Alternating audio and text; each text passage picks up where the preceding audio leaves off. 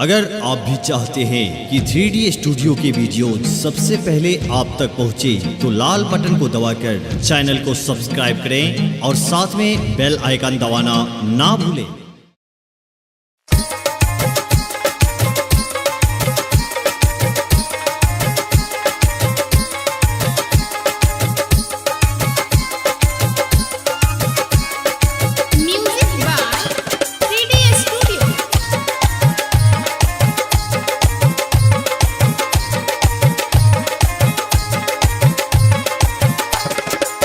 सब हक कनिया कनिया कनिया हाय हाय हाय, सब हक कनिया चूल्हा फुकै छै, हे अंगना निपै छै, हे कपड़ा खिचै छै, गोबर ठोकै छै। हमर कनिया देखू सजते रहै छै, हमर कनिया देखू सजते रहै छै, हमर कनिया देखू सजते रहै छै, हमर कनिया देखू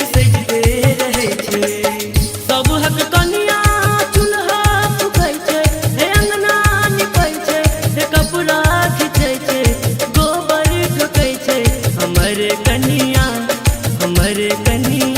देखू सजते रहै छै, हमर कनिया देखू सजते रहै छै, हमर कनिया देखू सजते रहै छै, हमर कनिया देखू सजते रहै छै।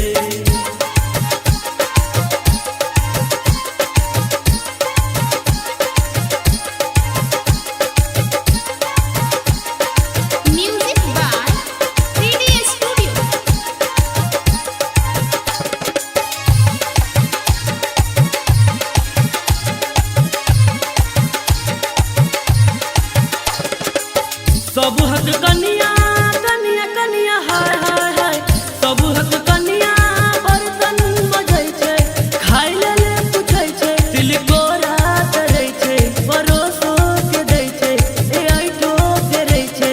हमर कनिया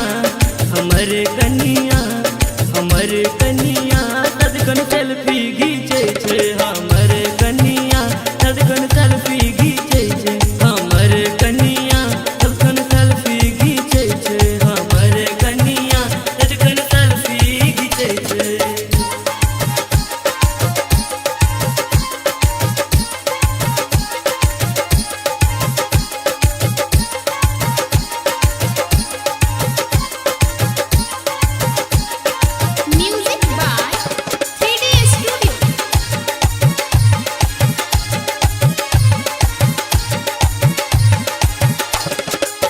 सब हक कनिया कनिया कनिया हाय हाय हाय, सब हक कनिया भैंसुर बुझै छै, ससुर बुझै छै, हे माथो झपै छै, हे सबसँ बजै छै, हे लाजो करै छै। हमर कनिया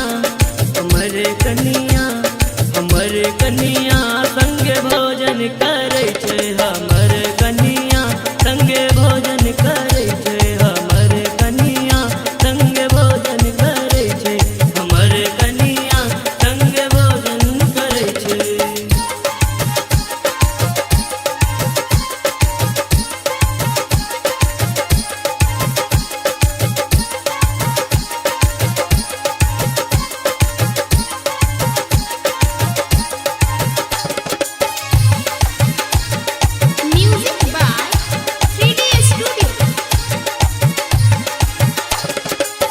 सुनु ये कनिया कनिया कनिया हाय हाय हाय, सुनु ये कनिया राघव कहैया, हरिशंकर कहैया, हे सन्नी कहैया, सब गीत गबैया। हमर कनिया